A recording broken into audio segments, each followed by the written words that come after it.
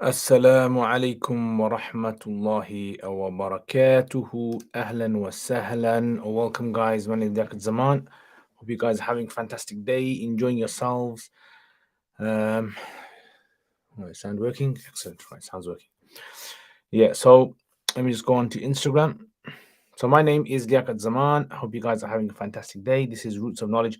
Every Saturday, I do a live stream where you guys can ask your questions, inshallah, and I'll try to answer them as best as I can. All right. So as you can see, the room is lit up. You got some lights over here, and you got some lights over here. I think the light over here, I need to increase it a bit, guys. Just increase it. That's better. Okay, so right. Let's see what's happening now. Wa alaikum assalam, brother Usman. Ahlan wa sahlan. My question is, will you continue Quduri lessons? Inshallah, I am continuing. If you have watched my, if you've been keeping up to date, I've actually done a new video on last Thursday. So every Thursday, the videos go up. Wa alaikum assalam, my brother Muhammad. Ahlan wa sahlan, ahlan wa sahlan. Welcome, welcome, mashallah, mashallah. I hope you're well, my brother. Hope you're enjoying the nice British rainy weather, nice warm.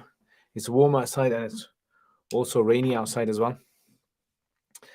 Usman wa alaikum assalam. Ibn Adam wa alaikum assalam wa rahmatullahi wa barakatuhu. Ahlan wa sahlan. Welcome, my brother. Have you used ChatGPT? Yes, I've actually used it. I've tried to kind of like become more accustomed to it. I think the difficulty with ChatGPT is you have to kind of know exactly what to ask. You got to be very good at asking questions, prompting. Yeah, so that's the thing. But slowly, I think people are going to get used to how to use ChatGPT. So I've been kind of using it for some research I'm doing. So I'm kind of like things that may have gone over my head or things that maybe I find it difficult to be able to find some pointers towards. I'll probably use that. I've been using it for some admin work as well. So it's how like I asked a question regarding Dars Nizami. How should the Dars Nizami be taught in the UK, in the West? So I asked some strange questions, but I'm only using ChatGPT 3. I'm not using 4. I don't. I haven't. That requires payment, I heard. What about yourself? Have you started using it? Will you continue to do lessons? Yes, my brother. I am doing them every Thursday. Aslam, wa alaikum assalam. Currently working through your Ajurumiyya series. Ahlan wa sahlan. Let me know how you're finding it, and if there's any feedback you can give me, inshallah, how can I improve it in the future. ابن آدم كيف حالك يا أستاذ غالي أهلا وسهلا حبيبي ابن آدم جعلك الله من ال I was going to say من الغالين بقى. Salam Ustad أهلا وسهلا Khan. Hope you're well. Can you please explain this to me? Verse 675. It said Ibrahim said the son is my Lord until it said how can a prophet say? Yeah, so look, so first of all, this verse, Allah subhanahu this is in Surah An'am. Ibrahim alayhi salam, he says, هذا ربي فلما أفل قال لا أحب الآفلين. So first of all, we have to understand, who was Ibrahim alayhi salam saying it to? Was Ibrahim alayhi salam saying this as a way of expressing his true belief, or was this a method of da'wah? And this is the position that many of the mufassirin have mentioned. This is actually a position of da'wah, and the Prophet ﷺ was actually, the Prophet Ibrahim alayhi salam was actually given da'wah to the people. He wasn't saying, this is my ilah. He didn't say ilah. Yeah. So in the Quran, the word Rabb can be used for humans as well. It can be used for anything really. Yeah, Rabbi. It can be used for, like, Yusuf alayhi salam, when he says about the Aziz of Misr, he says, he calls him Rabb. Yeah. So therefore, he clearly is not saying he's the one I worship. So your father is your Rabb, your grandfather is your Rabb, your teachers are your Rabbs. Yeah. But Ibrahim alayhi salam, you see how he was going through one by one, and then eventually he said that Inni wajjahtu wajhi lilladhi fatara as-samawati wal ard. So this was a method of da'wah, trying to show logically the people that, look, why are you worshipping the sun for? The sun disappears. Why are you worshipping the stars for? This and so forth. Does that make sense? King Charles coronation today. Were you excited? I actually had to go to a walima today, right? So I was more excited at the walima. I didn't even realize what happened. I saw the pictures later on social media. I had to go to a walima today. Then I had to go to another event. So that's why I was quite tied up today. And I had a lot of reading to do because I have to get all my reading done by midweek, so I can get all the presentations ready, and then inshallah delivering the presentation of Taha Hussein on Sunday, inshallah. So I need to have all that done. I asked it a Hanafi ruling, and it gave me a Shafi one. See that? Now you realize behind the scenes there's a Shafi behind the scenes. There's a very good Google Chrome prompt extension for ChatGPT himself. What is it called? Well, give me the name. Give me the name, bro. FV Tima. Can you please? I can please. Is that a trick question? Is that a philosophical question? Can you please? Like, is there some guy called please? Can you please? If you ask the right question, generally it becomes Mufti GPT. That's the one, bro. I see at the moment, what we don't realize is we are in the excited stage of, like when a kid gets a toy and he's like really excited and doesn't know what to do with it, and he's like kind of showing it to all his friends and he's like doing silly things with it. Then later on, we're going to realize the true impact of ChatGPT. Right? We'll wait. We'll give it a few months or even a few couple of years, and then we'll see the impact when the criminals start getting hold of it. If one has accepted an offer at one job but had other interviews at other companies and had a better offer, can he accept the others? Yes, he can. Yeah. I asked it to quote me Surah Yusuf verse 60, and it gave me another. It doesn't like it, bro. Islamic questions on ChatGPT is useless. Exactly. Can you please make more videos of the different types of minbar? Yes, I'll actually make a note of that because I've totally forgotten. I have to do this, but a whole list of things to do. Yeah, make bits on huruf. Jazakallah khair for reminding me for that. Masir Ali, wa alaikum assalam, my brother Masir Ali. Kefal Hal. I'm enjoying learning Arabic so far. I don't know if you remember me. Have you got any show website recommendations for beginners? Brug, I remember used to come on before. Definitely. For beginners, I would say I have on my uruk.com website, I have a course called Quranic Arabic 17 Lessons. That is, I would recommend that to anyone that is interested in starting Arabic from scratch. That is probably the most easiest way that you can start learning. So it's called Quranic Arabic 17 Lessons. It's £50 for the whole course. How's it going, my brother? It's going very well. I got my nice tea. I did like a little experiment here. I've got a tea bag with nice sort of turmeric tea and different things in there, and then I put some peppermint in there. Yeah, so peppermint in the garden is growing, so I just pull some off, put it in there, see how it's going to taste now, inshallah. Oh yes, it's doing the job. What type of transaction is exchanging manfa'a with manfa'a? Exchanging manfa'a for manfa'a. So are you saying, like, basically it's usufruct for usufruct, like you mow my lawn and I'll mow your lawn? So it's a kind of ijara. Yeah, that will fall under ijara. Manfa'a for manfa'a. I asked it to quote me good Arabic poetry, and the first one it said was by Busidi's Qasida. The verses quoted wasn't even. Then I gave it the first 3 verses from chapter 3, and it gave me the impression that it had been smoking some artificial, smoking some electronic weed. Yeah, I think the best thing, what I found, if it gives you suggestions, ask it suggestions for things. It's very, very useful for that. Ask it suggestions. Give me 10 points of how to do this, and give you some suggestions. Really good. In other words, you went to the real coronation. Yes, that's it. I went to the real coronation. I filled my stomach up. Have you looked into these Sharia compliant home purchase plans offered in the UK? Are they reliable? I've spoken to some people about the ones that are you can find on IFG, and they've said to me that they're quite legit. Yeah, so on IFG you can find these. The only thing is they're quite expensive to invest in, really. Lion King, walaikum salam. With Dars al-Islamic syllabus, if someone does it properly, what year would you say someone's Arabic and reading will improve drastically? If they do it properly, like it depends how often they're going to study. So if it's on a daily basis, they're going to study. I would say the Arabic would become very good after 2 years. You should come definitely after 2 years. And then definitely after 3 years, they should be able to read any book on their own. Like any, not necessarily text-based book, because text-based books sort of require unraveling and the teacher has to explain it. But I would say any kind of book they should be able to read, pretty much.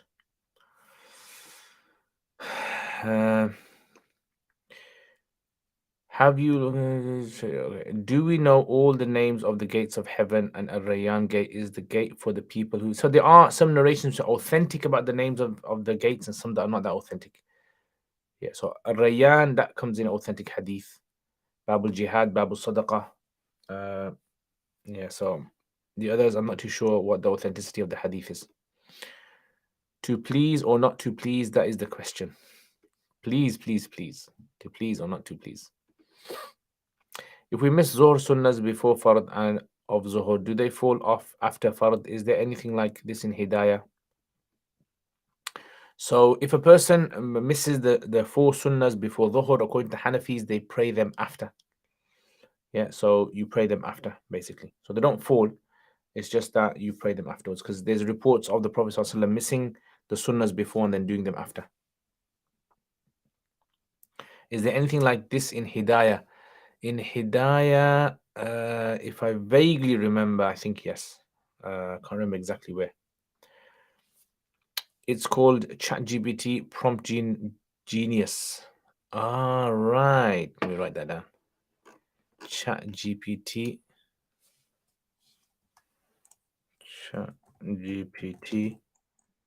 Prompt Genius. Thanks a lot for that. Alaikum assalam. Ahla wa sahlan. Spend. Ahla wa sahlan. I'm very well. Thank you very much, my brother. I hope you're well. I hope you're enjoying yourself in Europe. I challenge ChatGPT to attempt the challenge to replicate the Quran. Even the AI failed miserably. It plagiarized Surah Kauthar. I asked it. See, the thing is, at the moment, look at this. At the moment, it's acting like a baby, isn't it? Because it's in the. Imagine like a little baby just saying silly things and everyone laughing at it. But I guarantee you, there will come a time when an average Muslim will not be able to, like, if it came out with something like that, it would not be like an average Muslim would not be able to distinguish. It's gonna happen. You're gonna wait for it. You're gonna see. No, and I definitely think what's going to happen is going to have a big impact on the average Muslim's life and how they access knowledge about Islam. I think it will happen, without a doubt. I asked it to speak Urdu, and it said it did. So I wrote in Urdu, and it works. Yeah, wow. In the following situations, do you need to read out loud, lips moving, or can you read in your heart for it can be accepted? Quran, zikr, and praying namaz by yourself. So no, so Quran has to be recited and your tongue has to move in your mouth. That's the bare minimum. So tongue must move. Even if your ears don't hear it, your tongue must move. Dhikr, there's 2 types of dhikr. Tongue dhikr, which requires the movement of the tongue, and then heart dhikr, which is more to do with reflection, pondering, thinking. And praying namaz by yourself, yeah, your tongue has to move in your mouth at least. If someone drops the Quran and someone sees it fall who has no wudu, can they pick it up immediately? Yeah, if it's in a situation like that, I would say then you can pick it up and put it on the side, because it's a kind of almost, you can say, necessity. Yeah, so it's kind of like lesser of the two problems. So you just pick it up, put it on the side, or if you have something to hold it with, then you basically just hold it with that. I asked it for halwa puri recipe, and it gave me a recipe saying put onions and garam masala in. It wanted to poison you. I wanted to poison you, bro. They're sick of you. You know what? It's probably listening to all your conversations on your phone. I think, you know what? Oh, forget this guy, man. I'm sick of tired of this guy. It's like it's a like you know like a proper, you know, what do you call it? You know, like a politically correct kind of assassin. It's just trying to politically correct in a politically correct way, trying to kill you. Assalamu alaikum. Amina ahlan wa sahlan. Wa alaikum salam. The rukhsa that the women have of not unbraiding their hair while doing ghusl. Can you please shed more light on that? I was speaking to a group of friends and there seems to be a lot of confusion. Yeah, according to the Hanafi school, according to Imam Ibn Abidin rahimahullah and others, that if a woman has a hair braided um, when she's taking a bath, as long as the water gets to the roots of the hair, that is sufficient. Yeah, so the water getting to the roots of the hair is sufficient. She doesn't have to wash the rest of the hair. Yeah, that's basically. And the reason for this is because there's a hadith of Salama radiallahu anha where the Prophet sallallahu he said to her, "You don't have to open your hair; it suffices for the water to get into the roots." Wa alaikum assalam, HY Tube. Ahlan wa sahlan, ahlan wa sahlan. What's happening, bro? Shay, Sange, khair there. Verse 1880, story of Al-Khidr as he kills a boy before the child does the sin, disobedience. How can one be punished before they do? So, good question. So, is this really punishment, or is this like, you know, cancer or an illness in life that ends someone's life before everyone else? So, when we see it, we think it's to be a punishment. So, it's not necessarily punishment. It's like, you know, like when Allah subhanahu wa ta'ala sends down a flood and lots of people die in there, and some of them are kids and some of them are. So, this is almost like behind the scenes. Khidr alayhi salam is a behind the scenes and natural events. What would be the right word for it? He's like, you know, orchestrating behind the scenes for Allah subhanahu wa ta'ala. So just like you have prophets that come to deliver messages, you also have other creatures, creations amongst humans who carry out Allah's work in that sense. Or maybe not humans, maybe other creatures. So this is not punishment. Punishment is when a crime is committed. So this is part of the qadr of Allah subhanahu wa ta'ala. So if an earthquake hits and people die, and someone says, but what did they do? Why did the azab come on them? So it's not necessarily azab for them. This is just a qadr of Allah subhanahu wa ta'ala for something to happen in the whole timeline of history. Wa alaikum assalam, YTube, ahlan wa sahlan. For the 4 rakat sunnah before Jummah, instead of doing 4, can you pray 2 rakats instead or do 2? Yes, possibly. Basically, the 4 rakats before Jum'ah, the narration regarding them, according to Sheikh Yusuf bin Nuri rahimahullah in Ma'rif Sunan, is that this is considered to be of a lighter degree. Like the evidence for it is lighter than the evidence for the 4 rakats before Dhuhr. Yeah, so that's why some scholars like Ibn Taymiyyah rahimahullah and others say that there's no such sunnahs before Jum'ah. And other narrations seem to indicate there was. So that's why, because of this ikhtilaf, the if you miss your 4 before Jum'ah, you don't make them up after. Sheikh, is it okay to help a non-Muslim by giving money from zakat money? No, you can't give zakat to them. Al-Rayyan gate, will this gate call people who do mandatory fasting or those who do optional fasting? The narration seems to indicate it's for those people who do optional. Yeah, so people who go above and beyond the norm for fara'id. What happens if you die without having made up all the salahs that you owe? Then, you know, on the day of judgment, it's up to Allah, how Allah judges you. I asked ChatGPT if it was a learning from all the responses it was getting from people, and it said that all the responses people are feeding it are becoming part of its database. Ajib, interesting. If someone has eczema and needs moisturizers, can they use cream during ihram even if it has a fragrance? Yes. In that situation, this would be considered to be something that would be, I mean, it depends on whether, if there's an alternative available. If there's an alternative available, then that person will obviously have to use that. And if there isn't, then they can use this. But there won't be any sin, but they'll still have to give, you know, depending on how much they cover, they'll have to give dam for it. Yeah. So dam is just like the Sahabi who, you know, who had to wear silk. So dami is just like a irrespective, like the Quran says. But what happens is they have like a three options. Yeah, man kana برأسه أذى ففدية من طعام أو صدقة أو نسك. Yeah, طعام صدقة or nusuk. They have these three options depending on how severe it is. Okay, so would this include the way we subcontinent women braid our hairs? It takes 2 seconds to undo. Yes, it would include that. What's the ruling of water reaching the face when someone has a beard? So the Hanafis differ on this issue with regards to if a person has a thick beard like mine, right, which is going beyond the limits of the jaw. And the stronger position is they just have to wash the skin area that's visible, and this area pass their fingers through it, wet fingers through it. That's all. How many rakats altogether in Jum'ah for Hanafis? So for Hanafis, there is 4 before, and then 2, and then 4 after, and then there's an ikhtilaf of whether you do 2 after that. Yeah, so 4, 2, 4, 2. Sonics, wa alaikum assalam, ahlan wa sahlan. May I ask what you've learned about the impermissibility of music? Jazakallah khair. So the impermissibility of music is that music is impermissible. That's what it goes down to. However, the details of that, this is something where the line sort of like shifts depending on how you're looking at the evidences. So music generally, Imam Abdul Ghani Nabulusi has a book, and in there he mentions that he says if the music has a purpose behind it, like a ringing bell or something of that functioning as a function, then he deems it to be permissible. But if it's purely for entertainment purposes or stuff like that, then it's not permissible. That's what it is. Sheikh, if I help a non-Muslim who is really helpless, will this money counted as sadaqah? Yes, inshallah. What is the difference between saying Barakallah Feek and Allahumma Barik? They're both asking for the same thing, really. Yeah, they're both asking for the same thing. They're just two du'as.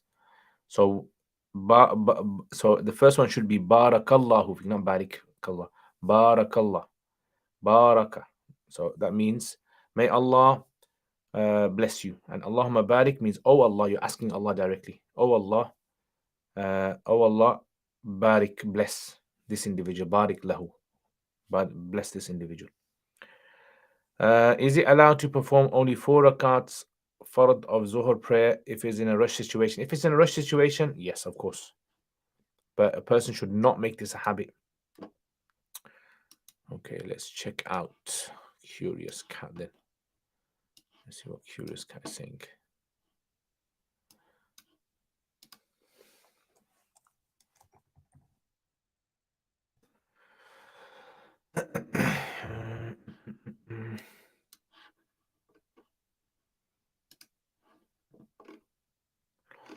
Okay, assalamu alaikum. Someone has asked, what's the best dua to recite for a pregnant woman when giving birth, and what best duas to recite relating to pregnancy? I'm not too sure about that. Wassalam. I'm not too sure. About what to read.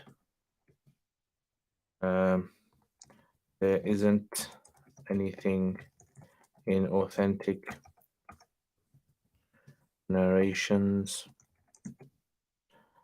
but some scholars have found various things to work, like reading Surah Yasin. The names are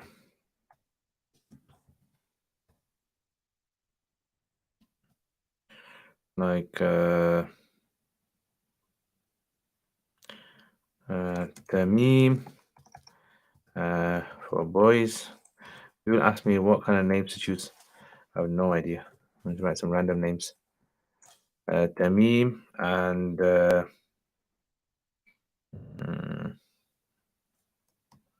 Amra. Actually, Sumayya. Once my teacher asked me to use a name for a girl, and I was thinking, and we had just studied Nahu lesson, and in there was a whole discussion of Where does the word ism come from? Does it come from sama yasmu, sumuban, or is it from wisama, wasam? And there's like a part they use and they say sumayyun. So I said, Ustad, choose Sumayya. And he gave his daughter's name Sumayya. Okay, 1 sec.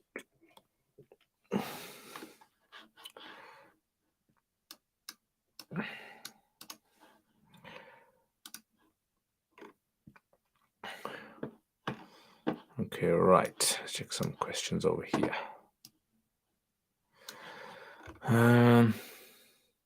Be good. Is it okay to pay fidya on behalf of someone who had qadha salah left when they passed away? You can pay it if they have told you to pay it. And if they haven't told you to pay it, then it's optional and you won't know if Allah will accept it or not. Yeah, because it's connected to an ibadah, and ibadah has to be done consciously by the individual themselves. So you can pay it and then hope that Allah will accept it. Is it allowed to say alayhi salam for the Prophet sallallahu blood family, or even Sayyidina Ali? And is it allowed to call him Imam Ali? And what about saying radiallahu anhu for others? Yeah, so saying alayhi salam, there's an ikhtilaf amongst the scholars about saying alayhi salam on its own for non-prophets.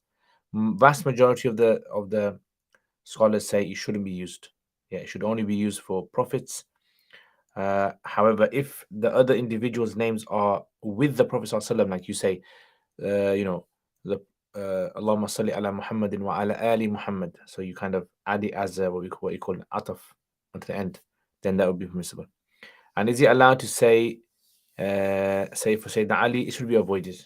Yeah, it wasn't something that was mentioned by the early, so like Ahlul Sunnah wal Jama'ah, so it should be avoided.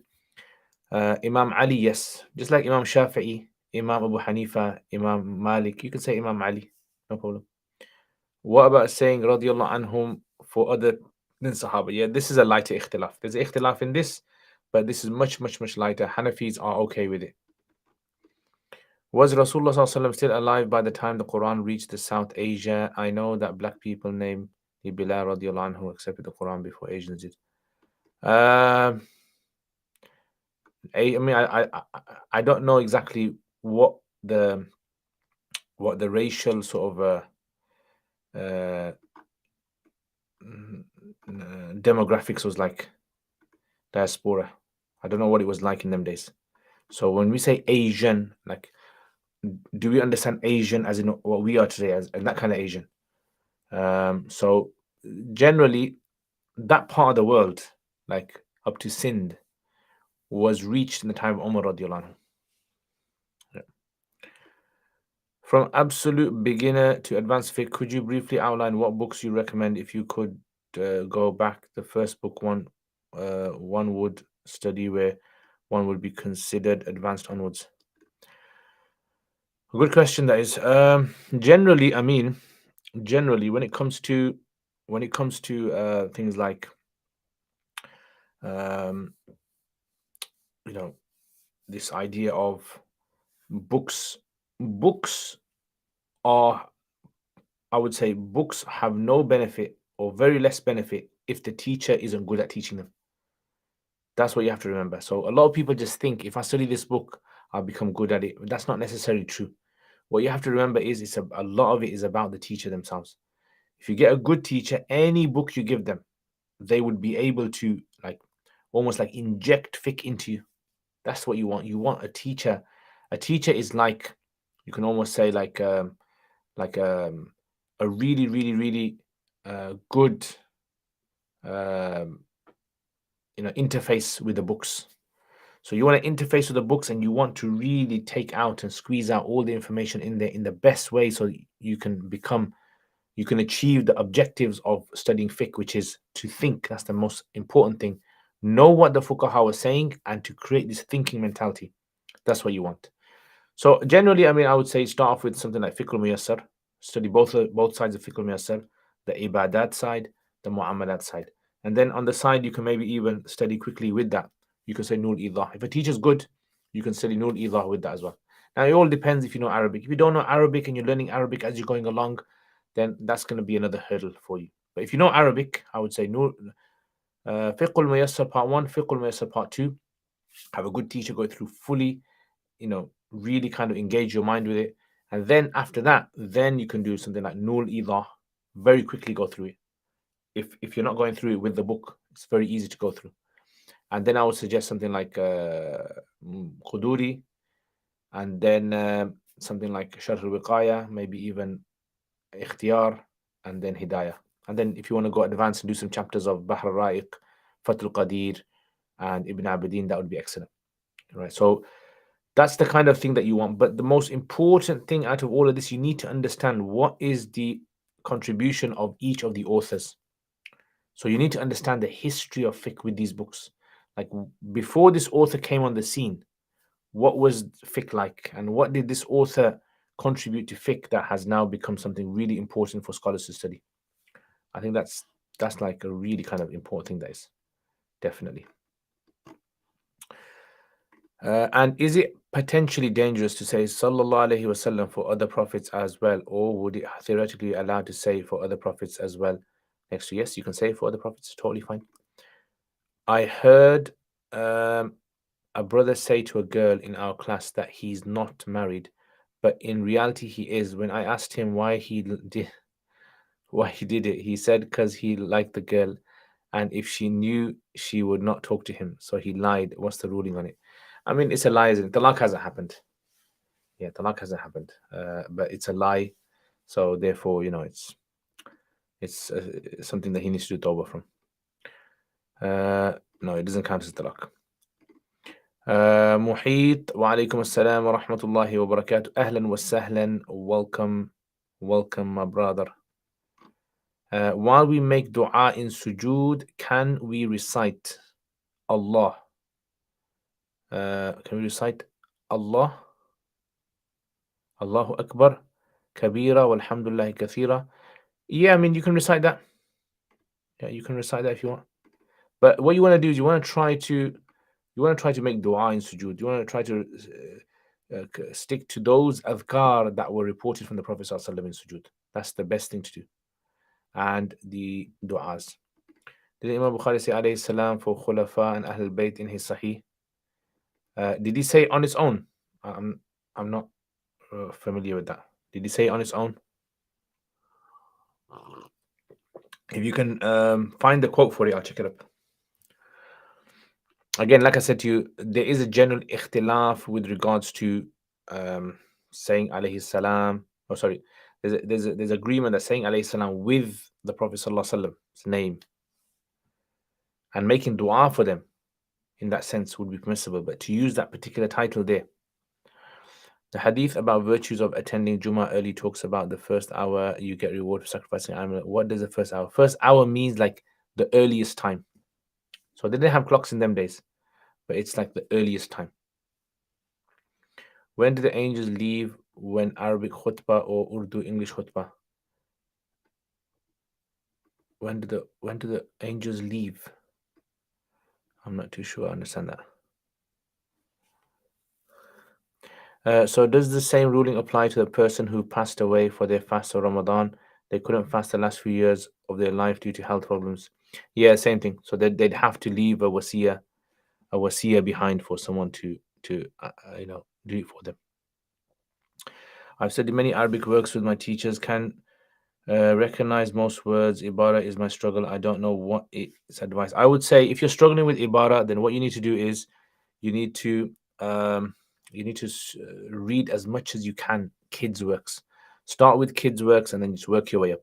Just read books that are written for 5-year-olds, 6-year-olds, 7-year-olds, and just keep reading. Yeah, that's the main thing. Okay, should we avoid the Shams al-Ma'arif? I have no idea. I don't know what Shams al-Ma'arif is. Who wrote Fiqh al-Muyassar? I've seen different authors when searching for PDF. It's written by An-Nadawi. What's his name? Let me check. Just have a little nice little check over here.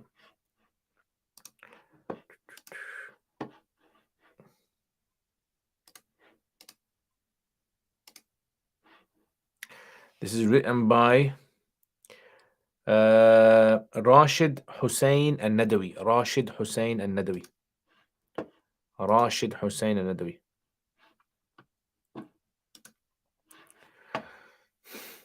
Is there any good book to learn the matan for fiqh, e.g. Faraid in Arabic? Any book you can suggest?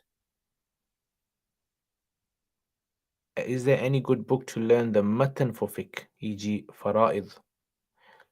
What do you mean by Faraid? Do you mean by Faraid as in ilm al-mirath, or do you mean by Faraid as in the fard acts of things? Any book you can suggest? Video idea, do a video about the fiqh books, what each author brought and what makes their unique. That's a good idea, that is, but that was going to take a long time because I'll write it down anyway. What the contributions? Because you can't explain the contributions in one go. You have to teach the contributions. That's the thing.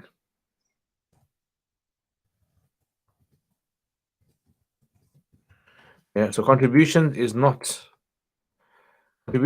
like you can just like do a 1 hour session and say these are the contributions. Contributions is more like you study with the teacher, and the teacher just like exposes you to those contributions, shows you, look, this is what this guy said, this is what this guy said, and this is the path that he's taken to. So yeah, you can do like maybe like an introduction to it. That might be possible. Can we read holding Quran in sleeping position or reclining position? You can, but I mean, it wouldn't be considered to be. I personally wouldn't consider it to be something that's respectful to the Quran. Alaikum assalam. Yamna ahlan wa sahlan. I pray you are well. Jazakallah khair. I hope you are well as well. Is it a must to learn Hanafi fiqh from a Hanafi sheikh, or is it okay to oneself learn, teach it? Because here in Sweden, there aren't so many at all madhahibs who teach Hanafi madhab. The thing is, you can learn it yourself, but the problem is you don't know when you have misunderstood something, and you won't be able to create faqahat in yourself because you're simply just reading. The teacher, what the teacher does, the teacher by teaching you and engaging you in thought, he creates inside of you fiqh. So you're going to be deprived of the faqahat, definitely. And you might not know if you're getting the correct understanding of the masail. That's the only danger of that. I've got works of Ibn Abidin that I can understand due to my understanding of the language, but reasoning is difficult. Maybe I need to study sarf and nahu.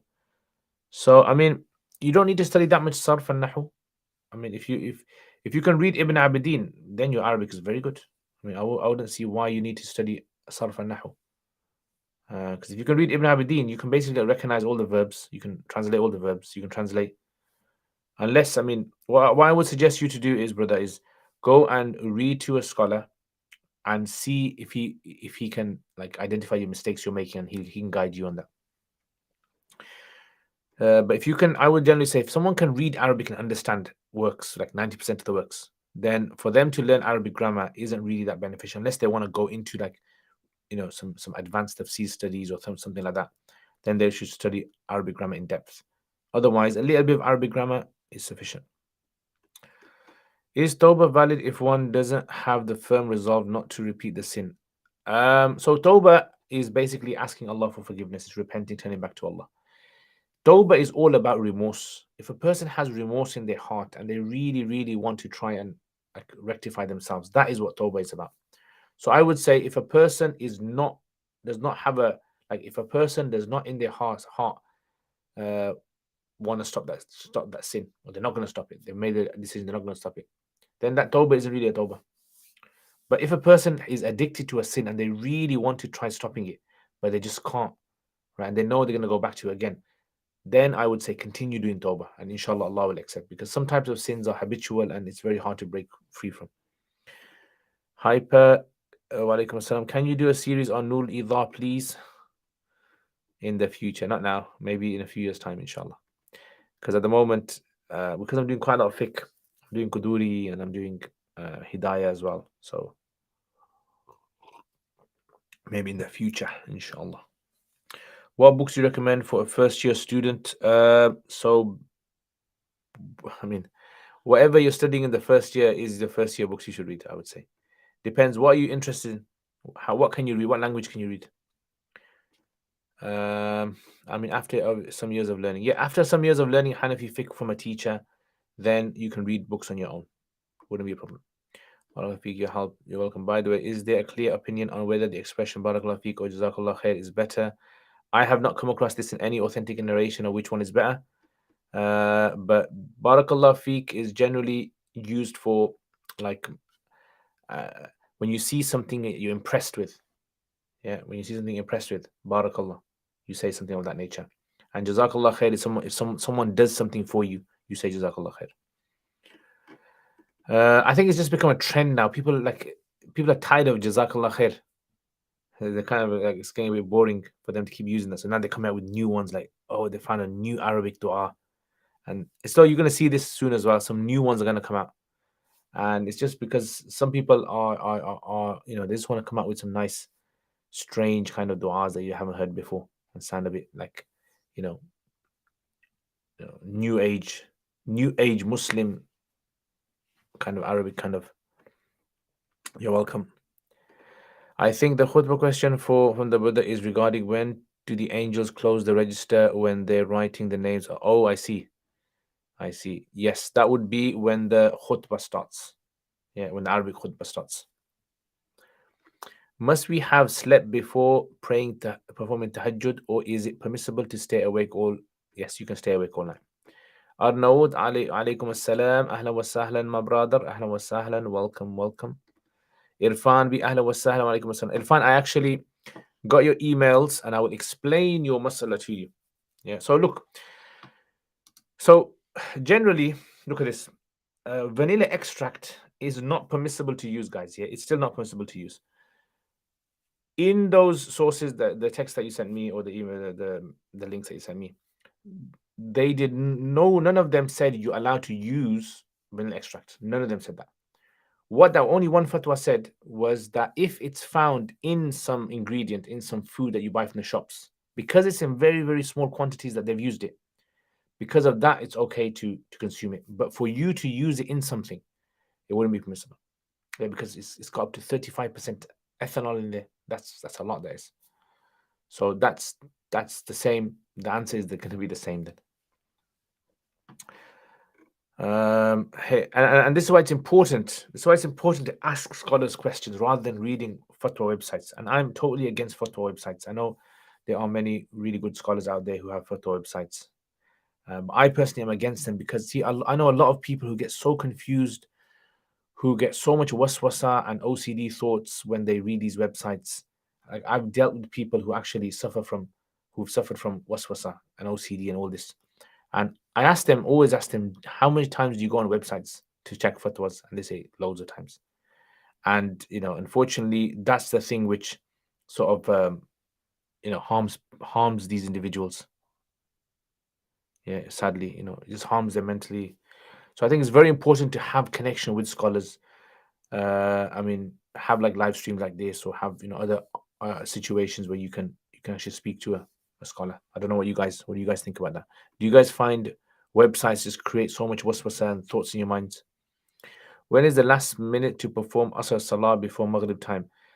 Before the sun sets. Sorry, Ustad, I meant any good books to memorize the mutun for fiqh. I would say if you want to memorize the mutun, then I would say memorizing something like there's a poem that you can memorize. It's called Tuhfatut Tullab. Tuhfatut Tullab. Yeah, that is very good. You can memorize that. Or you can memorize a book called Al-Hadiyya Al-Ala'iyya. Al-Hadiyya Al-Ala'iyya. Yeah, these have been written for memorization, so people can memorize them. And if you're really courageous, Kanzud Daqaiq is a good one to memorize. What does Arabic word daraja mean? So daraja yadruju means to be folded into something or to be inserted into something. I've got a copy of Fiqh al-Muyassar by someone called Shafiq al-Rahman Nadawi. Yeah, that's part 1. So Shafiq al-Rahman Nadawi has written part 1, and then part 2 is by Rashid Hussain Nadawi. محمد حدثنا يحيى قال حدثنا وكيع عن أعمش عن سعد بن عبيدة عن أبي عبد الرحمن عن علي عليه السلام. So see, this is most likely from the publishers. So what happens basically is, you see, the publishers, you guys don't know about this, but publishers, when you see any book out there, what you have to remember is that book has been printed by a publisher. Who are those publishers? What's the state of their religion? How diligent are they in preserving the book? So what you're going to find is there are lots of books out there that are published by Shia, lots of books out there that are published by um, you know other sects as well. And unfortunately, this has been tried and tested, and they found that unfortunately some of these the editors, they deliberately adjust words and add in words, right, to suit their own particular um, orientation. And alayhi salam is a very common one. And I guarantee you that book, if you look at the publishers, it's going to be a Beirut book. Yeah, I guarantee you. If a person is unable to pray Jum'ah Salah due to work, are they sinful? Their break is too short. I mean, possibly that might be an other, but in the long run, they should try to sort something out that they can get Jum'ah off, like for Jum'ah Salat. Even if it means asking the boss that they'll cut their pay or something, or they'll come another time. Because you see what, sometimes you can get a dispensation from a scholar about a masala, and that's fine. Maybe you can act upon that. But the problem is the spiritual benefits, you are going to be deprived of that. Jummah has so much spiritual benefit for your entire week. If you miss a Jummah, right, even if you got a valid excuse, you just lose all that barakah and that blessing. So you have to remember this. You can find a dispensation for a particular thing in Islam, but you have to remember that you're going to compromise the spiritual benefit that you're going to gain from it. Purple plants, wa alaikum assalam wa sahlan. Does the vomit of a baby who is solely breastfeeding wudu must be cleaned? Yes, it must be cleaned. Yeah, it's not, according to Hanafi, it's not considered to be pure. However, the method of cleaning it is much easier than so basically all you have to do if a baby vomits, you just have to remove it and just get a little bit of water and rub it on it, and just just get another cloth and rub it over it. That's all you have to do. So you don't have to like thoroughly wash it. You make sense, Irfan, yeah? Yeah. So I was gonna write a response email, but then I thought, you know what, I gotta write something long, and then so I thought, you know what, I just say face to face so it makes sense. Or face to screen or face to camera lens. It's strange. You guys think I'm looking at you guys when I talk, isn't it? But actually, you know what it is? I'm actually looking at a camera lens, and I'm talking to myself in reality.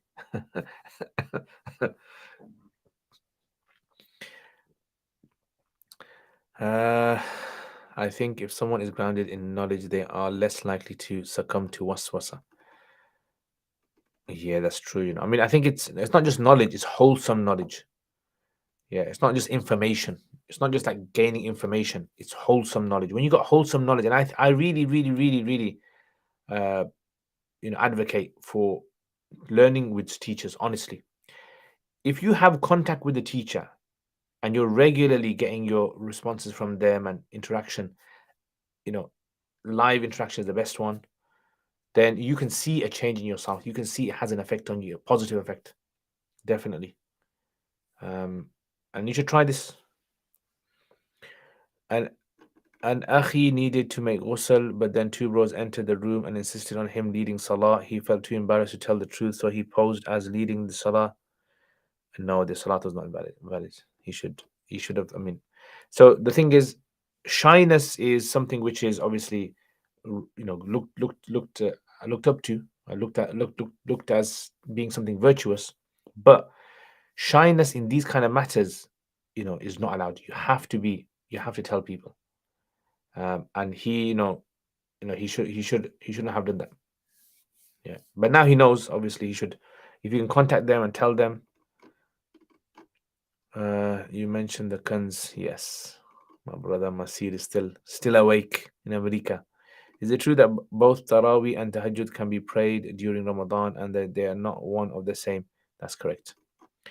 Follow-up question on verse 18. 80, Al-Khidr kills the boy, feared he would pressure his parents into defiance and disbelief. This seems to give the reason why he was killed and not just faith. Please advise.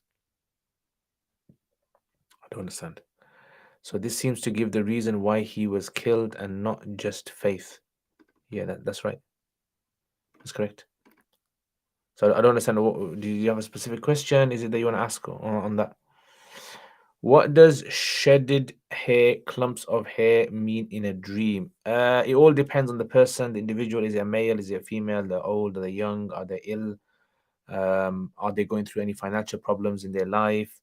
Um, and, what color is their hair? Yeah. So generally, it's not a good thing. Generally, it's not a good thing. Generally, but again, it all depends on individual. Vin, walaikum salam. I've learned £35 in interest from a savings account I have. Can I give 35 charity from my bank account from or not expecting a reward, or do I need to give that exact 35? No, you can give it from anywhere. Yeah. Is sales or cold calling permissible in Islam? So cold calling is where you basically call someone where you want to sell something. How does it work? S. Dudu, ahla wa sallam wa alaikum assalam. Can I pay my zakat in advance if I can calculate around about? No, yes, you can. According to Hanafis, you can pay in advance. As long as you, at the time of paying, you are above the nisab. If someone has a bad dream, can they tell family members, will the dream come true? Yes, they can tell the family members, inshallah, and it won't necessarily come true. I mean, you see, when you see a bad dream, it doesn't necessarily mean it has a meaning. Most cases, bad dreams don't have meanings. Most cases, there are a lot of just feelings that you're having inside of yourself, and it all depends. Again, see, the concept of dreams, seeing dreams, is not as black and white as people say. So one person might see a dream, and it differs from another person, from another person, from another person, because of so many factors. But if you have a bad dream and you feel that it has a real meaning, you can tell your family members about that dream. But the only thing is, why the scholars say don't tell people. He said don't tell people who are not learned or people who do not love you. Yeah, because what's going to happen is it's going to play on your mind, and it's going to cause doubts in your head, and all these strange thoughts you can start getting. Okay, I'm going to go off Instagram now.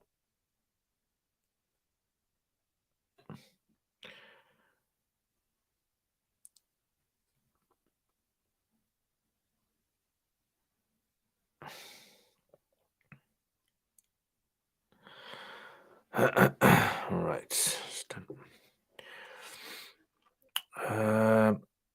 Okay. Also, can you mention some good resources for Islamic finance in the UK if you want to learn about it? If you want to learn about Islamic finance in the UK, I would definitely say try to watch the videos of Mufti Faraz Adam. You can go onto his YouTube channel, you can check it out, type in Mufti Faraz Adam and Islamic finance, and you can find lots about it. MashaAllah, he's got a lot of resources available. Otherwise, yeah. Otherwise, I think, does he have a course that he's running on Islamic finance? I'm not too sure. Yeah, but that would be the best way. I mean, especially if you're someone who has studied quite a bit, then you'd benefit a lot from that. Follow-up question: is it only a Wahhabi opinion that both Taraweeh and Tahajjud are the same, or are there any other madhahib? So I don't like using the word Wahhabi. I mean, I don't know, maybe you like using that word, but I don't like using that word Wahhabi. I think you're talking about Salafi, yeah? Salafi position. So is it only a Wahhabi opinion that both Taraweeh and Tahajjud are the same, or are there any other? I don't know. I mean, I haven't really looked into what the Salafi say about this, but generally, Tahajjud and Taraweeh basically just a different name for a type of nafil. That's what it is. Any prayer you pray at night after Isha is called Tahajjud. Any prayer besides your fard, any prayer it falls under Tahajjud. That's basically what it is. I understand that Hazrat Umar radiallahu anhu gathered everyone for 20 rakats of Taraweeh. Did Rasulullah sallallahu alaihi wasallam pray 20 rakats? We don't have any authentic narration that he prayed 20. But because the Umar radiallahu anhu, he gathered the Sahaba on 20, we believe that he wouldn't have invented this number from himself. He must have got it from prior sort of experience. Okay, so the clothing that the baby vomited upon does not need to be removed. Just remove the vomit and some water. That's right. Yes, alhamdulillah, it makes sense. Jazakallah khair. My understanding was regarding it as an ingredient to food item like biscuits and ice cream, as opposed to someone using it. Yes, that's it. Jazakallah, I love the fairy lights, by the way. Yeah, you like them, yeah? Yeah, they're quite nice. The battery's gone a bit low, so I've got to change the battery. And as you can see over here, I've got a white light over here. Yeah, so this white light over there, I'm just experimenting with different types of lights, just trying to see how the lights are working. I'm trying to get a spotlight, which is going to go right in the back of my head. But for now, I'm not going to do that. But inshallah, soon. And the vomit has to be removed clean, but it does not require wudu to be repeated after cleaning it. That's correct. What are the major sins in Islam? So, major sins in Islam, any sin for which Allah has mentioned a penalty for. I ask as you have to ask for forgiveness for them and there is no expiation. Yes. Can you ask for forgiveness of major sin altogether, or do you have to highlight that? Yeah, you can ask generally as long as you know which ones you're talking about. I agree. Going through lots of fatwas or opens up doors to waswasa personally. So I just decided to stick to 2 or 3 reliable sources and to avoid. Yeah, that's 100%. I totally agree with you. I used to actually write fatwas on a website once, and then I just stopped because I found that it's just kind of causing people confusion, and if they really want to learn, they'll learn it, right? So I think maybe the fatwa website should be educating people regarding concepts and maybe certain fatwas which are very generic fatwas that don't really cause any problems can be put up. Mufti Faraz Adam has Buyut series weekly from Durrul Muhtar. Yeah. So Durrul Muhtar that series is very good. I mean, I watched it up to lesson 8, I think it was. So what should the brother who needed to make ghusl do now? So he needs to repeat his salat, and if he knows those guys, he need to tell them to repeat their salat. Do you possibly know the historic linguistic reasoning behind why words in the subcontinent are pronounced with and not with uzu? I have no idea. No idea. It's just a general kind of thing that you find. I think it's that language, the way that the words are pronounced. I mean, I'm not an expert in linguistics, so I wouldn't be able to say that. Does the urine of a baby coming onto clothing, skin break wudu? No, it doesn't. Wudu only breaks by impurities exiting your body. Remember that. What kind of tea is that? This is herbal tea. This is a nice herbal tea. This is. Yeah, it's pineapple flavor. It's got other things in there as well. It's got some peppermint. Very nice, very lovely. It's going a bit cold now. لفظ عليه السلام موجود في طبعة الإمام Yeah, but who are the publishers? Have you got the name of the publisher of that book? Have you got the name of the publisher? Yeah, so if you've got the name of the publisher, then most likely we can tell. Yes, I was referring to the Salafiyya, but in contrast, I don't like calling them Salafi since I don't like that they're implying that Yeah, fair enough. Fair enough. May I ask why you don't like the term Wahhabi since one of Allah's names is Wahhab, maybe? Yeah, I mean, the thing is, I find it a bit derogatory.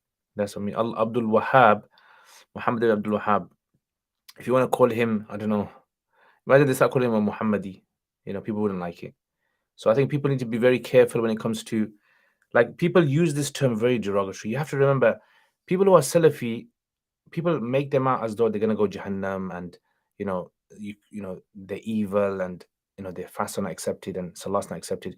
We vilify people just by a name. Imagine that. You can vilify a whole community simply by giving them a name which you associate with a derogatory concept. That is something, if you're, I personally think if a person's, on the day of judgment willing to be able to use that, to say that, then that's fine. But I personally don't like these kind of names.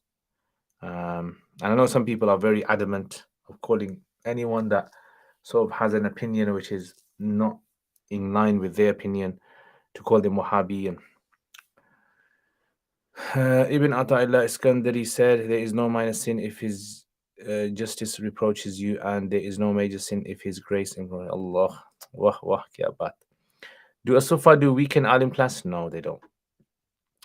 Purple plant. Is baby's urine deemed impure and it must be cleaned? Yes. On a praying adult, yes, it must be cleaned. Just, same, wash it again. If it's a baby that's suckling, then light washing. And if it's not suckling, then you have to wash it properly like normal urine. Sorry, I know you dislike discussing this, but I just want to clarify. If it is impossible for Allah to lie, but it's correct or incorrect to say that He has the qudra for it. So basically, look, the way to understand this is this. This is like basically a paradox. This cannot happen because it's an impossible question. It's like saying, can Allah create a rock that's bigger than Allah? It's impossible. So if someone says, but does Allah have the qudra to create that rock?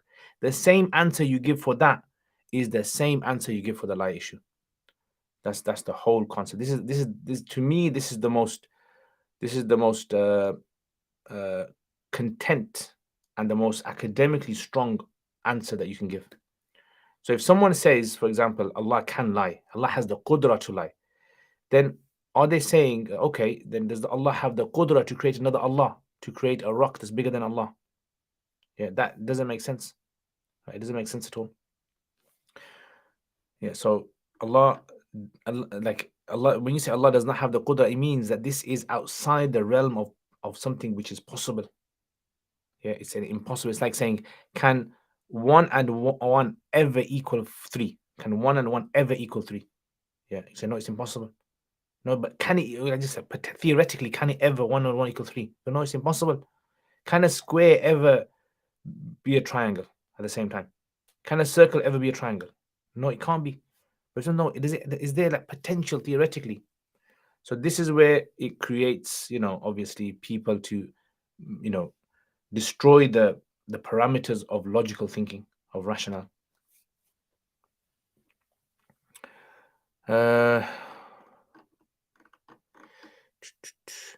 Would you agree that lay Muslims should not delve into philosophical concepts unless learning for their purposes? 100%, Vin. 100%. I think because it's become so common on social media now for people to see da'wah people giving da'wah and arguments for the Quran and all this kind of thing, that people now all of a sudden think that they just have to learn a dozen or so arguments and now they're well equipped to be able to face anyone. You are not well equipped. If the experts of the past, imagine the philosophical debaters, the Muslims themselves, debated on issues themselves, between themselves on certain issues. It can, if someone untrained gets into those conversations, they can easily start having doubts about certain concepts. It can happen to anyone. So this is why it's very important. I mean, it is very, very important to be very careful of this. Study very well and then only give da'wah. I think that was one of the reasons why the Sunni path removed their question answer, if I'm not mistaken, something on the lines that trying to avoid people trying to understand the religion only. Yeah, subhanallah. I mean, it makes sense. Totally makes sense. Or he says Kufar will go Jahannam. He's still, if he wanted to allow them to go Jannah. If Allah wants, I mean, see, this is the Mu'tazila argument. The Mu'tazila argument was that al-wa'du wal-wa'id, whatever Allah promises, He must fulfill it. And whatever Allah threats, He must give them that punishment. But we say that nothing governs Allah. There is nothing that binds Allah subhanahu wa ta'ala to something that He has promised, right? So that's a different concept, that is. Do a Safa do a weekday alim class? If you don't know it, yes. So a Safa do a weekday alim class. They do a full-time one, which runs 5 days a week, and it runs from morning 9 a.m. in the morning to about 3 a.m. and 3 p.m. in the evening. And they run a part-time one in the evenings, which runs the first year on various days. So what I would suggest you do, contact a Safa. Monday's getting bank holidays in it, but if you contact a Safa, email them or phone them up in the week and speak to them, they'll give you all the breakdown. دار المنهاج طبعة التي عندي حققها محمد بن ناصر الناصر. Yeah, unsure. I'll have a look in the week. If you email it to me, I'll have a look. I'll check in other copies of it. But most likely that's basically what's possibly happened. There's probably a manuscript of some sort where someone has put that.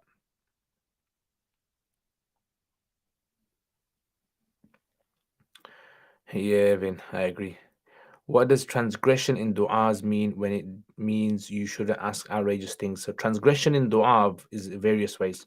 One of the ways of transgression in du'a is to ask things that you shouldn't be asking for. Yeah. So, like for example, you're asking, "Oh Allah, make pork halal for me." You shouldn't be asking those kind of things. Dar token najat. They have that in there as well. Interesting. I'll have to have a look. Yeah, I'll have to. So if you send it to me, email it to me, inshallah. I'll have a look. If one begins a fast, in fact, Fathul Bari would probably be the best place to check how he's looked at it. If one begins a fast whilst they are a traveler, but then breaks it before iftar time, are they sinful? So one begins a fast while they are traveler, but then breaks it before iftar time, are they sinful? No. So they are permitted to break their fast, but they'll have to do qada. They won't be considered to be sinful. Regarding my Taraweeh, you said that every prayer after Isha is called Tahajjud. Follow up. Do you consider witr counting to Isha as well, or is it a separate salah? So Isha, witr is actually part of Isha. Hanafis consider it to be part of Isha. It's like an extension of Isha, and it's not a nawafil. So is everything mentioned in Al-Muhannad in line with answer you gave me? Al-Muhannad, about the lying issue. Yes. Yeah. Asking for someone else, are we allowed to eat foods with red wine, white wine vinegar? Yeah, all vinegars are halal. All vinegars are halal. Remember this, all vinegars come from wine. They come from like alcoholic beverages. So you got white wine vinegar, you got cider vinegar, you've got all these. Number 2, I actually thought that every prayer after Isha witr is Qiyamul Layl, that it only becomes tahajjud after one slept at night. No, all of it's counted as tahajjud, but it's just which is more virtuous. The virtuous one is the one where you get up after sleeping. What advice would you give someone who wants to learn Arabic language? I would say start it. Yeah, I've got courses on there. On my uruk.com, it's a £50 course called it's called Quranic Arabic 17 lessons. Yeah, Quranic Arabic 17 lessons. Best place to start. Okay. Sheikh Faraz. So wudu is only broken with impurity exiting. Does having a dental or medical injection break wudu with no blood exiting? No, it doesn't break wudu. So only things that break wudu according to Hanafis are something that exits your body. I watched your video about raising the finger in tashahhud. Do we raise the finger in salawat? No. So the finger raised in tashahhud, where you say ashhadu Allah, when you say la ilaha illallah. So when you raise la ilaha, those two words, la ilaha illallah. Illallah, put it down. What time is part-time and how many years? So part-time is from 7:30 to 9:30, and it's about 9 years. 8 to 9 years. Yeah, it's a long time. Any plans on going on any charity trips for one of your appeals? Possibly. I might be going to Pakistan in the summer. Yeah, I'm just getting things sorted out. So if I do, I possibly will go there. I'm probably going to be visiting Afghanistan as well. Inshallah, randomly. Ahlan wa sahlan wa alaikum assalam, randomly. I'm very well, thank you very much. I hope you're good. If one was replacing a fard, what was the question?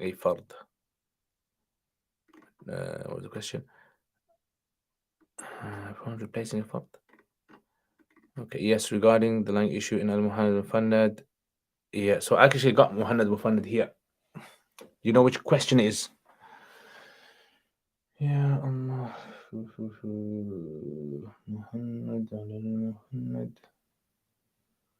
Where is it?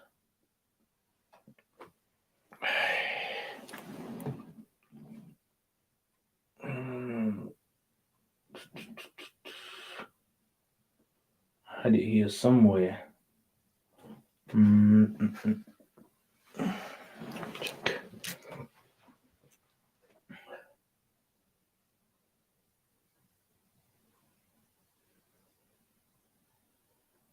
Yeah, I don't know. I'll have to look for where I put it. Yeah. So that's it. Be good.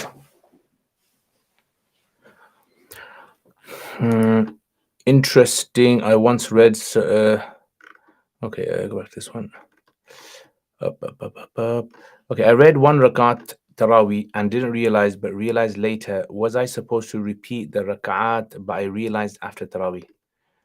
I read one rakat Taraweeh and didn't realize, but realized later. Was I supposed to repeat the rakat, but I realized after Taraweeh? Yeah, you should have basically repeated that again. If one was replacing a fast and they accidentally swallowed blood in their mouth, can they eat and replace the fast at another time? Yes. For someone who has done the alim course and wants to brush up on the Arabic, would you recommend your Quran? It depends how like bad the Arabic is. If the Arabic is really bad and they can't read Arabic, then I would say definitely. I've had some people in the past who have done an alim course and done the Quranic Arabic, and it's really helped them. But if you think, for example, your Arabic is, it's okay, you can read certain types of books, then I would say start with storybooks, start with kid storybooks, and systematically go through the books, reading them and trying to understand them. Yeah, and then slowly build up reading books that are, for 10-year-olds, 11-year-olds, 12-year-olds, like that. Interesting. I once read somewhere that injections break wudu. Alhamdulillah, I learned something new. You're welcome. If we're not able to pray sunnah rakat and only fard, are we allowed to make du'as in sujood of fard salats in our own language? If yes, should the du'as only be made now? So I would say, look, if you have time to make du'as in your sujood, you should be praying your sunnahs. So, the idea is, look, a person should try and pray their sunnahs as much as they can, because sunnahs are the thing the Prophet ﷺ used to pray a lot. If the Prophet ﷺ used to pray these a lot, that shows how important they are. And so a person should, if they have time to do, long sajdas and do du'as in them, then I'm sure they've got enough time to pray 2 rakats of sunnahs, or 4 rakats of sunnahs. But if they were to make du'a in sujood in their own language, they got to be careful of what they're saying so that it doesn't avoid their salah. Quranic surahs and sunnah and du'as be avoided in general in fard salahs and only be done in nafal salah. Sometimes I feel desperate. I want to make du'a in sujood. Yeah, so I would suggest do it in nafal salat. Get yourself trained. All you have to do sometimes is get yourself trained into praying sunnahs and nawafil. Do you ever join a sofa to do charity work abroad? Yes. I have not been to any charity trips abroad, to my knowledge. Have I? No. But I have planned to go on a few. And kind of feel sad that I'll have to delay till a sunnah or nafal. You're welcome. Should non-Quranic class. Mr. King, wa alaikum assalam wa rahmatullahi wa sahlan. Sheikh Zaid Shakir said to a student, you will never reach a place where you say, now I am learned, as seeking knowledge is wah, wah, wah. Exactly. 100% I agree. 100%. Learning, I mean, studying and learning, you always realize you don't know something. There's more things you will never know than the amount that you will know. Remember that. You will never ever know everything. You will always know less than what is out there. And you will always know, look at this now. You will always know less than what's out there. And then you will always not know what you don't know more than what you don't know. Does that make sense? If you know what that means, then you know what that means. Any amazing personal stories of dua you can share? Personal stories of duas. I don't know, I'm not good at stories. That's the thing. I'm not good at. So, personal story, I mean, I've been in situations. I remember once I was in this mosque once, many, many years ago. And I was meant to go there for a talk. So I got someone to give me a lift when I was young. And I got dropped off. I was probably a teenager or something, late teens or early 20s. And I got dropped off at the mosque. And what happened was I realized there's no talk there. And there was no way for me to get a lift back. And it was like a mosque in a place where it's, difficult to find a bus. It was at a time of, and then, I just just made dua to Allah and I said, Ya Allah, sort something out for me. And all of a sudden, a few minutes later, some guy that I know, haven't seen for a very long time, he happened to pass by that mosque. And then I just went up to him and asked him, are you going my way? And he goes, yeah. And he gave me a lift. So sometimes, dua is very powerful. if you pray witr and in third rakat you forget to read a surah and dua kunut, would the sahu suffice? Yes. Vajat Khan, did Imam Abu Hanifa say this? Al-Iman huwa tasdiq bil qalb wa huwa la yazid wa la yanqus? Yes. So was I supposed to repeat the rak'at the next day, Taraweeh? So were you the Imam? You the Imam. I think some get disheartened thinking it will take so many years, but thinking about it, people leave a 5-year course for this reason, but 5 years later, they're no further along. Yes, true, Yeah, definitely. I would say, look, take things in bite size. It's like that kind of thing, and you see like an expert and you want to be like them overnight. If you want to, what you can do is just break down your studies and just make yourself short-term targets. Say to yourself, for instance, look, I want to be able to understand Surah Yusuf. By the end of 2 years, I want to understand Surah Yusuf in Arabic. Make that your mission. Once you've gained that mission, okay, then have another target. And that way you continuously stay focused on what you want to do. Otherwise, if you have long targets, I want to please Allah, that's a very vague, intention. And then most people who want to please Allah with that intention, they give it the course. When fasting, does inhaling the serum medicine into a nostril break fast? If it goes down your throat, then it breaks fast, yes. Question 23, 24, and 25 in Al-Mufannad. Yeah, I'll have to check. I don't know where I put my book.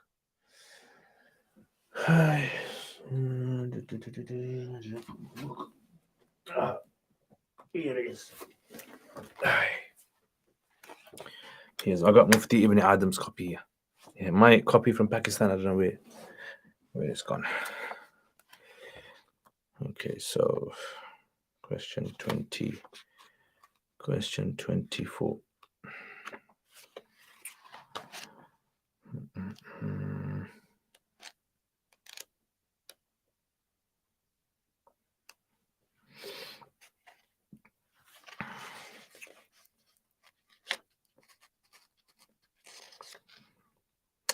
Okay, هل تعتقدون إمكان وقوع الكذب في كلام من كلام المولى عز وجل?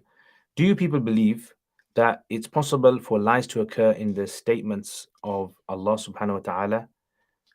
So جواب نحن ومشايخنا رحمهم الله نذعن, we and our elders, our scholars, we truly believe بأن كل كلام صدر من الباري عز وجل, every statement that has come from Bari عز وجل, أو سيصدر عنه, or any statement that will come from him, فهو مقطوع الصدق, absolutely true, مجزوم بمطابقة الواقع, it's absolutely certain in regards to reality, وليس في كلام من كلامه, and there is no doubt at all that there is no lie in any of his statements, or even the possibility of that. خلاف أصلا بلا شبهة. ومن اعتقد خلاف ذلك, and whoever believes anything besides that, or has assumption that there is a lie in any of his statements, and that person is a kafir, mulhid, zindiq, and there is no doubt about that. Okay, that's number 24. 25. So this is quite long. It's going to take a bit of time, actually. It's going to take too long to go through the whole.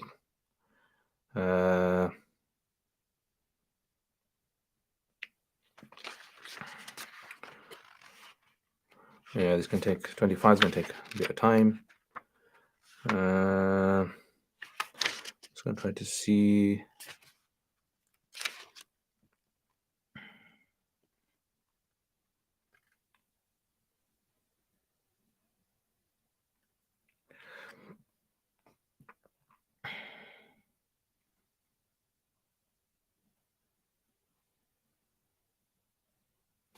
Yeah, this can take a bit of time to explain. See, I think the problem with people trying to understand question number 25 is you need to have understanding of ilm al-kalam, and you need to understand how mantiq, 100%.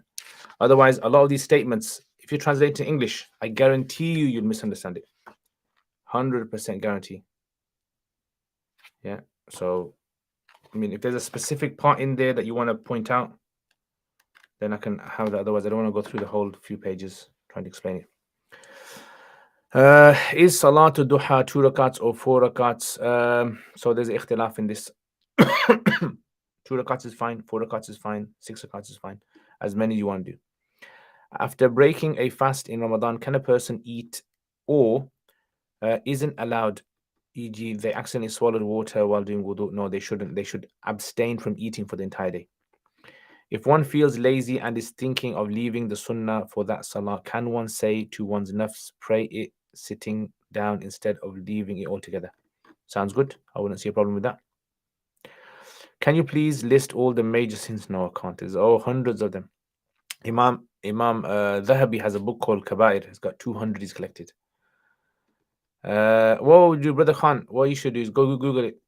Yeah, ask ChatGPT. ChatGPT will give you. I don't know, it might make some up as well. But Google it, brother. Inshallah, you'll find people on the website in English. They've listed these.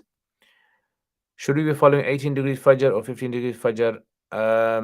So I would say you should follow whichever one you feel is considered to be the strongest. Ibn Sina, PhD. The Hanafi scholars say that, and the reason I say that, Ibrahim, is because this masala, it's something which requires a lot of explanation with regards to times of the year and all that. And the best, I would say, if you really want to read into this masala, the best place to look is a book called Shedding Light on Dawn by Sheikh Asim Yusuf. Sheikh Asim Yusuf has done a really good work on this. The Hanafi scholars say that it is allowed to pray the Sunnah prayer sitting on the ground. Can you explain how you perform Sunnah prayer? How do you ruku?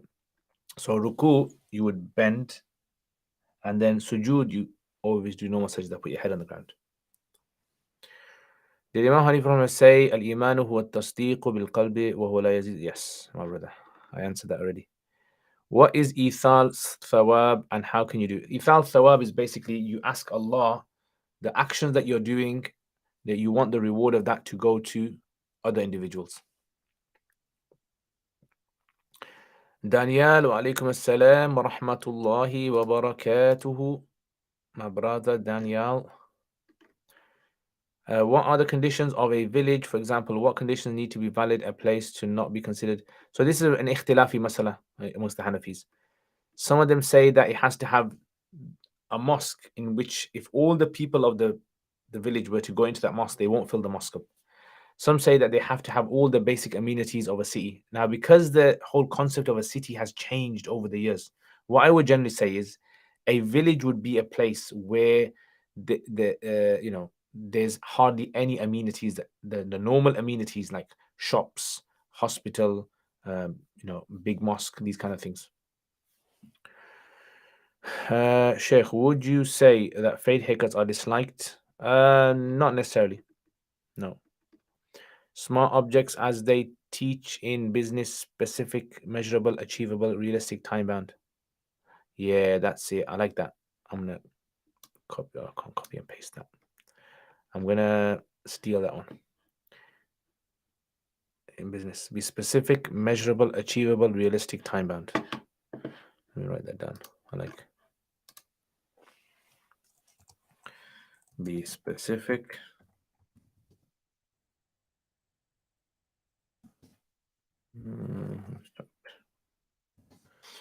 Be specific, measurable, achievable,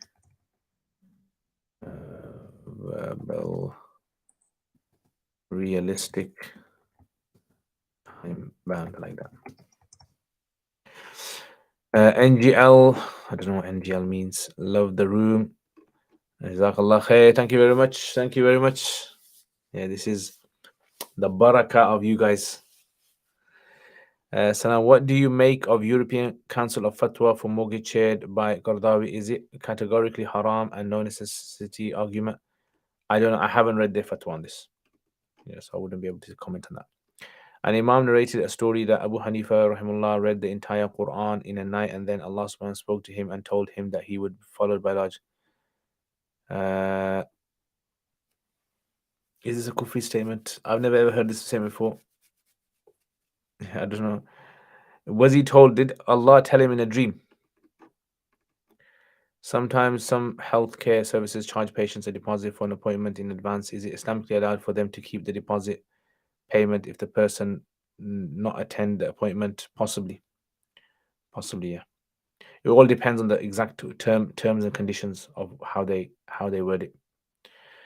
Chat GPT may consider pineapple on pizza a major. Actually, I had pineapple on pizza yesterday. Very nice. Oh, Thursday. Yeah, Thursday I had it. It's so lovely.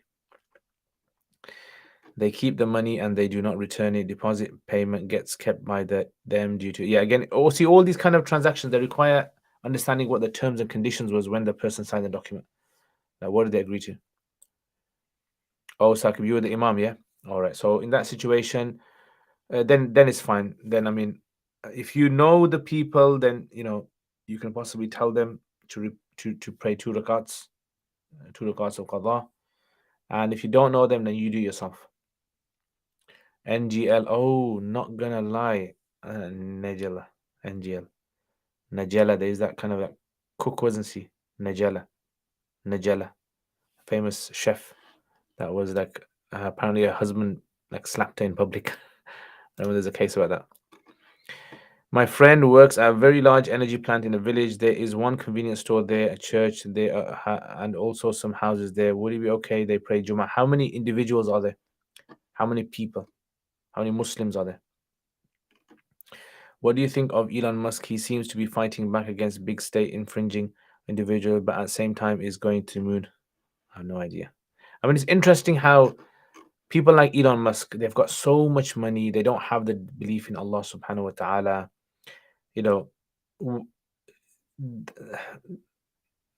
Their influence or the kind of their inspiration, it's clearly just desire based, right? So he has a clear desires that he wants to achieve, and those desires at any moment can shift. Because if you've got objective goals, like we as Muslims, we believe in Allah subhanahu wa ta'ala, then that is something which obviously brings us in line with whatever Allah wants throughout our life. It's never going to change. But if you don't believe in Allah, you clearly believe in some sort of principles. And those principles are something which we might see them as being in line with Islamic principles. We think, oh, this guy's so good. But all of a sudden, and it's happened so many times in the past, where you see a particular celebrity, they speak up for Palestine, or they speak up against injustices, or they try to, be, good Samaritans. Then all of a sudden, behind the scenes, they're doing things. I remember that Trudeau, was his name Trudeau? The Canadian guy, and everyone, like, when he first came in, everyone think, wow, look at this guy, and look at these are good things that he's doing and standing up to this and that. And all of a sudden now he's come out with all this rubbish. People are now saying, oh, lucky we didn't support him. Istidraj, yeah, istidraj, bro. Someone robs you and you rob your stuff back. Are you sinful? No, because that's your stuff. It's technically your stuff. So long as they've got it, I mean, it's still your stuff. 7 to 10 people, yeah. I mean, in that situation, possibly yes. In that situation, possibly, yeah, because you would say these people generally have families, yeah. 7 to 10 people that'll be praying. Istidraj. I want to do alim course, but part time, which takes 7 years at most. Do you know any masjids that do part time? I don't know. I don't. Where do you live, Sakib? Are you from Birmingham? Where do you live? Justin Trudeau, yeah, Justin Trudeau. And Muslims get really excited, I think, because we don't have many like figures, role models to look up to in today's time. We get so excited because the problem with us is any Muslim who is a really good guy and there's one little statement, one little thing, that's it. You got those kind of like those MMA dawah guys who just come down upon them, right? This blah blah blah blah blah, right? They just bring anyone down. And then you're scared of you're scared tomorrow of looking up to that individual or praising them, because you think, oh, if I praise this guy, that's it. They're gonna come down on me, and they're gonna say, do you know what he said 25 years ago in a mosque once in a halqa? There was 4 people there, And then if it's a non-Muslim who's got his life is full of kufr, his life is full of shirk, and all of a sudden he says one little good thing which seems to be in line with what Muslims want to believe. That's it, right? They praise this guy and they bring him to their mosque and they want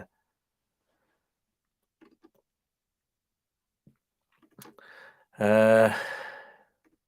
For example, a dental appointment, the receptionist simply says that if you don't turn up, your deposit will get charged. If I was the dental clinician, should I be keeping people's deposit payment? The dental practice has no particular policy document written. Is it better to avoid charging?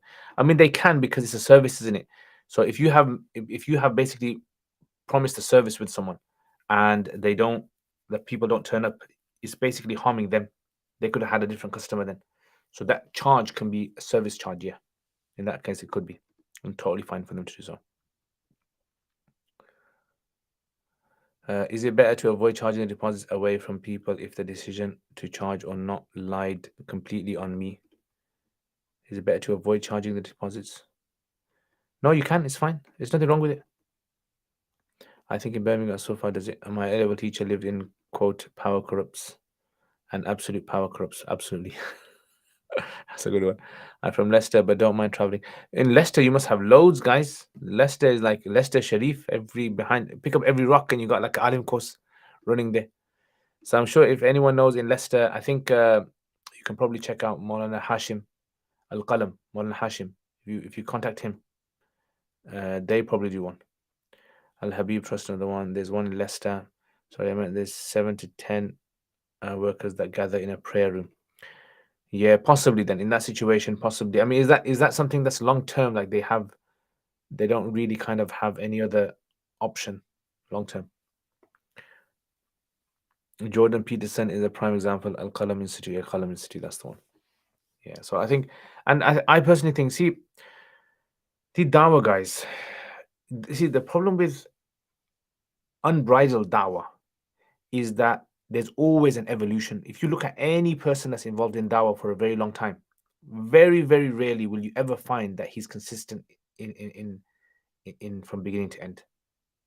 You'll always find there's an evolution. You'll always find that the more the numbers grow, the more sort of they eventually cannibalize each other.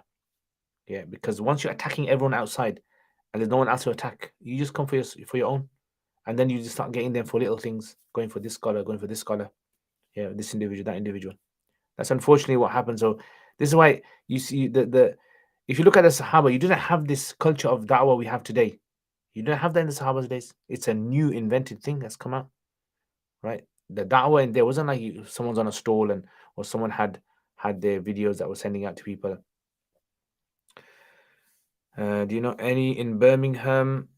Yeah, so in Birmingham, you can try Darul Ilm is one. There's a place called Darul Ilm. You can contact them. Habib Trust is one as well. You can contact them as well. There's also what else is there?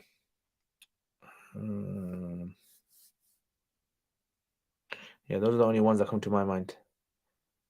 Yeah, they do part-time evening. You know, I mean, I've seen people who have traveled from Leicester coming to Asufa. The thing is, they don't last.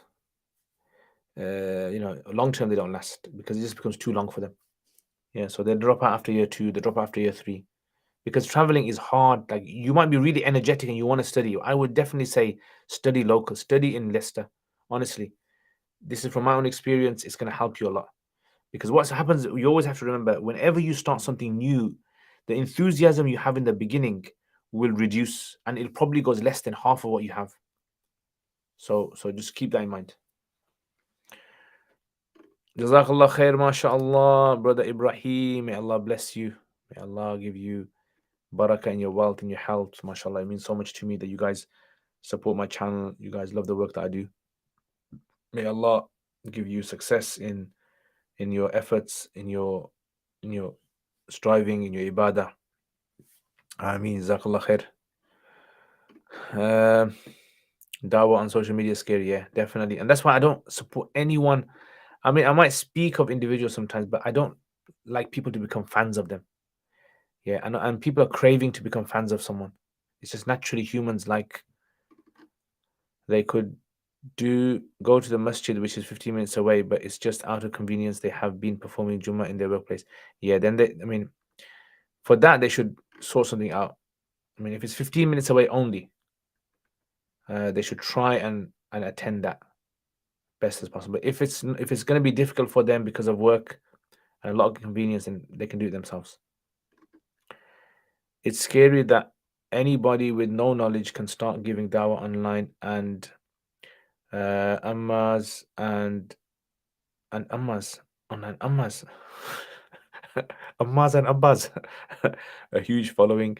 Oh, amass. Intentions may be good, but harm can be unlimited. Definitely. And we don't realize that. That's the thing. We do not realize, you know, you remember you're dealing with nafs here. Nafs is the most dangerous thing that it's worse than shaitan nafs is. Yeah, so nafs is the most dangerous thing that you could unbridled nafs, and nafs that's not connected with, supervisors, that people are supervising them. It's scary that anybody with knowledge can start giving that one. Yeah, definitely. 100%. Law of diminishing returns. Yeah, that's the one. Yeah, so your enthusiasm decreases. Jazakallah khair, answer. You're welcome, my brother. Be good. You're welcome. Is it okay to only have an Islamic marriage and not civil one, even if we want legal one too, and will be upset without it? Is it good? No, it's fine. You can have it. I don't get on with my family member. We don't talk at all. What is the minimum we have to do so we don't break kinship relationship as per the Quran Hadith? Yeah, a text. I mean, as long as you text them, give them salam now and again, I would say that's fine. Can we attend a non-Muslim's janazah? Someone who has helped out a lot. So I would say you can attend the janazah, so long as you do not participate in their worship. So attending the janazah, and if it's a worship taking place, standing away from it and clearly not participating in it. If it's someone who is you're doing it for their family basically, because clearly if they died on kufr, then there's no real sort of point of najat for them. But you're doing it because you're kind of consoling the family, then I wouldn't see a problem with that.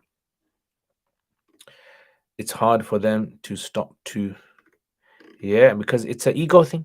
100% it gets an ego thing. It's very important to understand, how human behavior works as well, how human mind works as well, psychology. It's an ego. It starts, then it's just all of a sudden it's like, well, I'm speaking the truth though. I have to speak out against this, and I have to do this, and I have to. And the reality is, if there's so many du'as that the Prophet ﷺ has taught us about, is seeking Allah's protection from the ego, protection from arrogance, protection from, relying upon the nafs. It just teaches us an important thing, that you should always root yourself in someone that is more knowledgeable than you, that can advise you and tell you what you're doing is wrong or what you're doing is right. Are you allowed to put a Union Jack flag up as it has a cross? I wouldn't see a problem with it, because the flag, the cross, is not considered to be a symbol. It's not considered to be a cross anymore. It's considered to be a flag of nations. That's what it is now.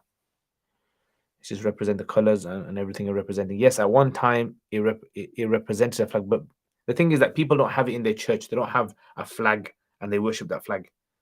So it's clearly seen as, something which is more symbolic to the nation rather than religious. Okay, guys, I'm gonna finish it there. Jazakumullah khair. Thank you very much, guys, for watching.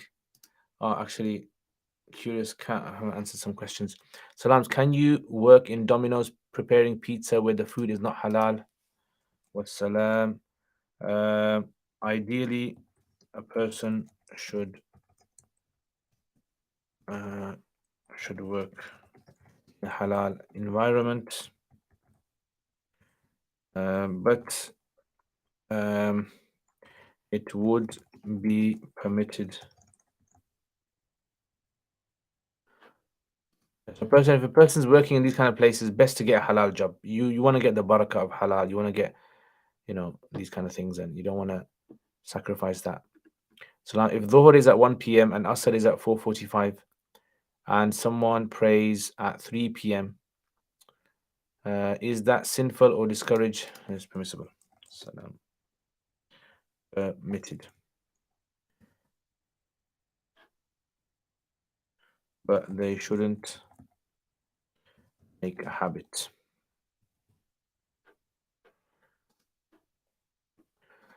Salam. Is fasting Shawwal scattered same as consecutive. Wassalam. Yes, it's the same. What's the difference between your YouTube videos and the ones you have on our okay, that was that. We've done that before. That's the last week.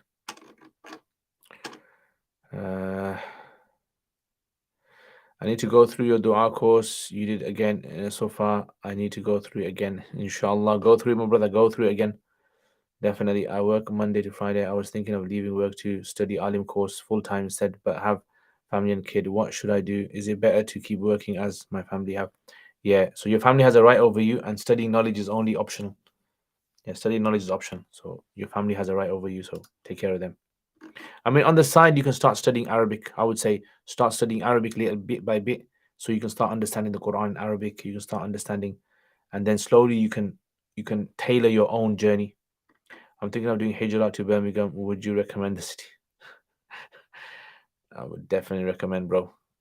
Hijrah to Birmingham. Loads. I mean, you'd be surprised. So many people from France have done hijrah to Birmingham. Yeah, they've left France and they come to Birmingham. Yeah, Birmingham would be good. The thing is, it depends which area in Birmingham as well. There's some areas that are a bit rough, and some areas are very good. Yeah, and generally, the Islamic atmosphere in Birmingham is quite good. Yeah, I would say generally speaking. Jazakallah khair, Irfan. Please make dua that I start understanding the Arabic rules. Ameen, inshallah. Birmingham Sharif. Okay, guys, take care, inshallah. I will see you guys. Studying is a lifelong endeavor. You don't have to leave everything for it. Look at Imam Zaid Shakir quote above in the chat box. Yeah, definitely. That's the thing. I think people have to remember how du'as work and sorry, how studying works. Yeah, people think they have to give up everything and start studying. No, there's lots of people many Sahaba who studied part time. Drop by drop. Okay, guys, take care, inshallah. Assalamu alaikum wa rahmatullahi wa barakatuh.